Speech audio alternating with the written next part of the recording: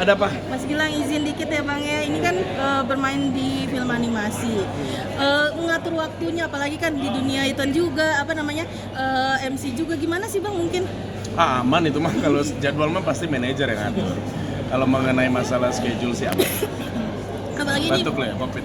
Enggak, sakit tenggorokan maaf ya Bang. Teman-teman pertanyaan tentang filmnya aja ya. Tapi gimana sih Bang akhirnya tertarik untuk mengisi sebagai voice actor di sini? Mungkin. Ya, voice actor di sini tuh menurut gua jadi salah satu milestone gue yang baru, karena ini pertama kali gue lakukan dan gue nggak nyangka ternyata tidak semudah yang gue bayangkan. Lalu kemudian menghidupkan sebuah karakter yang sudah ada bentuknya, tapi memang dia bukan sebuah sosok manusia nggak hidup. Nah, kita harus bikin itu hidup tuh, itu jadi PR banget gitu ya, dan gue merasakan pengalaman berharga itu di film Pelangi Dimas. Apalagi kan dengan basic abang yang sering impersonate beberapa aktor, ini menjadi salah satu goals abang nggak sih nih? Iya, jadi gue tuh memang karena gue pengen nyoba semua ya. Nah, ini salah satu yang belum pernah gue coba, dan setelah gue rasakan sih, wah aduh, happy banget guanya. Karena sebenarnya kan yang bisa mendukung sebuah produksi itu menjadi enak dijalani kan salah satu adalah support dari elemen-elemen yang ada di dalamnya, kayak pemainnya, sutradaranya, dan kebetulan Upi kan orang yang enak untuk diajak diskusi. Jadi ketika gua ngasih ide ada yang diterima, ada yang enggak, ada yang dia kasih masukan, dia ngasih alasan kenapa gua nggak terima. Wah, itu enak banget. Pokoknya diskusinya berjalan dengan sangat menarik gitu. Sehingga karakter development dari karakter Petia ini sendiri membuat gua merasa gua tuh Petia akhirnya gitu. Akhirnya orang melihat gua sebagai Petia, gua melihat Petia itu adalah diriku. Awalnya sulit nggak sih Bang, mungkin Bang? Wih, mantap. Kira-kira kepuasannya apa sih antara jadi voice actor atau mungkin kayak MC yang Yang biasa kan beda aja. Jadi ya beda aja. Kalau MC ya MC, kalau kalau jadi voice actor ya jadi voice actor. Puasnya masing-masing gitu.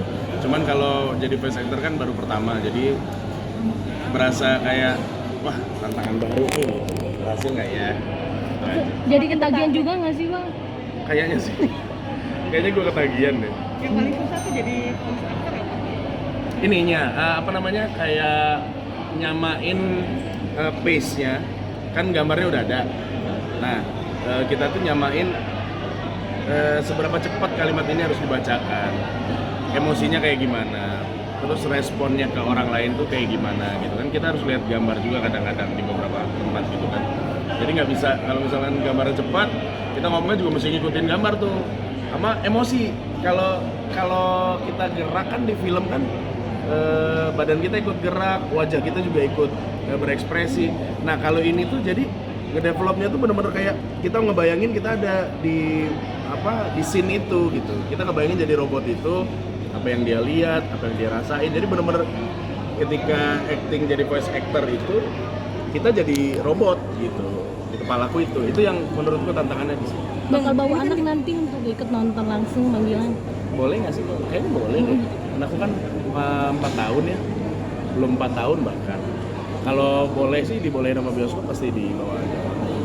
Bang, ini kan bisa dibilang kan menerbangkan kiprah di dunia yang berbeda nih. Biasanya MC, acting, dan sekarang lebih ke voice actor. Gimana nih Bang? Ada rasa kebanggaan tersendiri juga nggak? Bangga banget, apalagi gua ketika menjadi voice actor, gua berada di salah satu bagian dari sejarah.